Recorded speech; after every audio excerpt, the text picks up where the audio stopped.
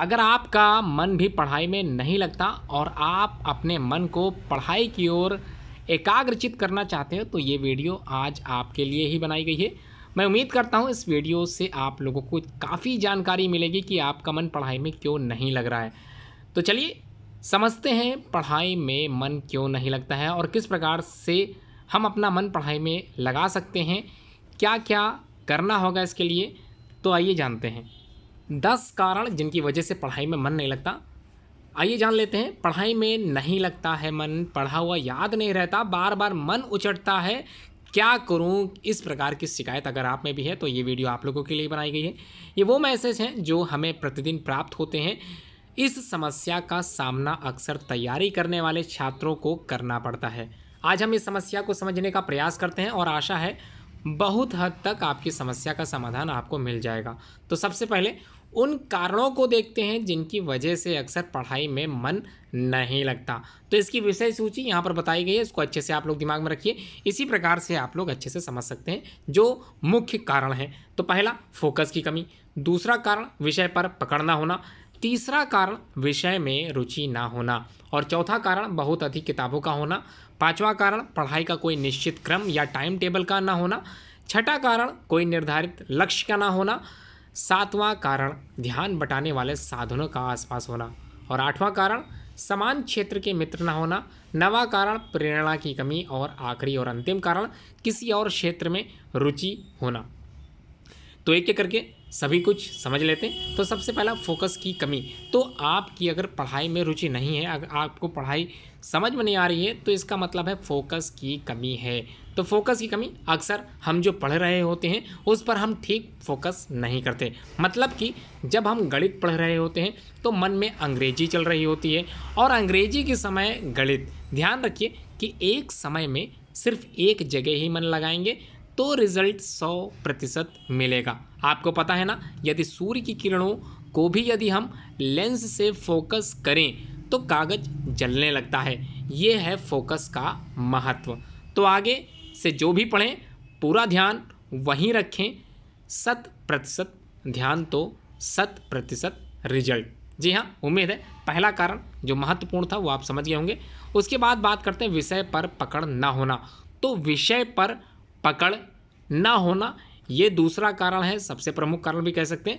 ध्यान दीजिए, यदि किसी विषय में हमारी पकड़ कमज़ोर हो, हमारा मन उस विषय को पढ़ने में नहीं लगता, हम उस विषय को पढ़ना चाहते हैं जिसमें हमारी पकड़ हो, क्योंकि जिसमें पकड़ होती है वो हमें अच्छे से समझ आता है। जैसे किसी किसी को सिर्फ मैथ पढ़ने में मज़ा आता है तो किसी को इतिहास पढ़ना बहुत पसंद होता है।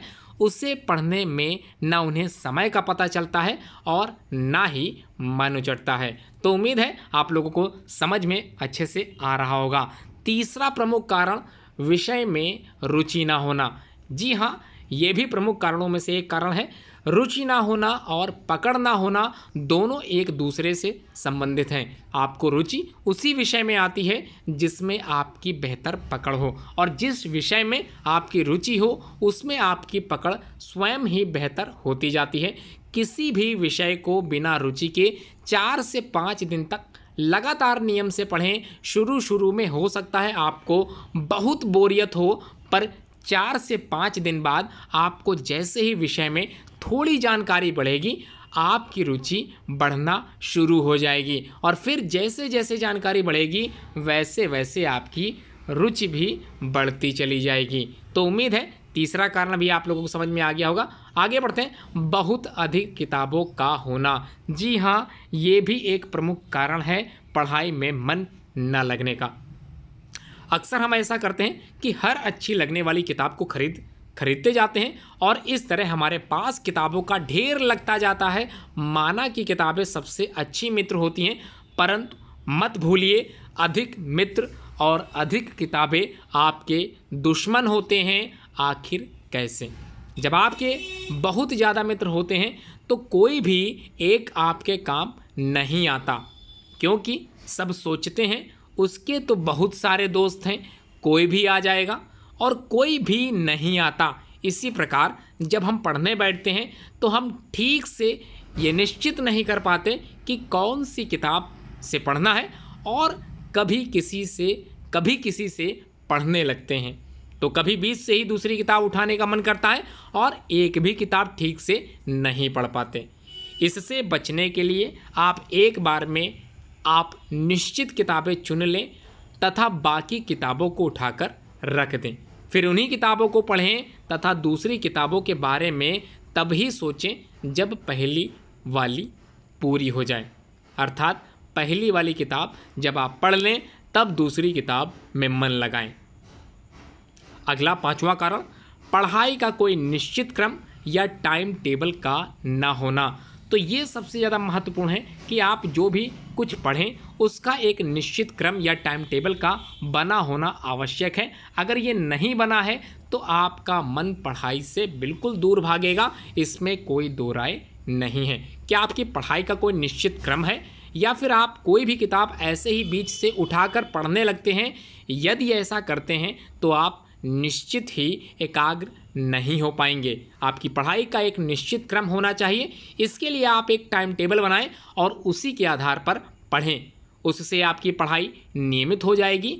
कोई भी किताब ऐसे ही बीच से शुरू ना करें और ना ही बीच से छोड़ें। जो किताब पढ़ें चुनें उसे नियमित तौर पर पढ़ें। एक से ज़्यादा किताबें पढ़ने के लिए अलग अलग समय निश्चित करें तथा उसे टाइम टेबल के हिसाब से ही पढ़ें। उम्मीद है 5वां कारण भी आप लोग अच्छे से समझ गए होंगे कि पढ़ाई में मन आखिरकार क्यों नहीं लगता।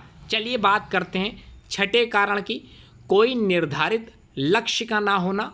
पढ़ते चले जा रहे हो, मन भी लग रहा है, सब कुछ हो रहा है, कोई निर्धारित लक्ष्य नहीं है तो कभी कभी आपकी पढ़ाई से आपका मन हट जाता है।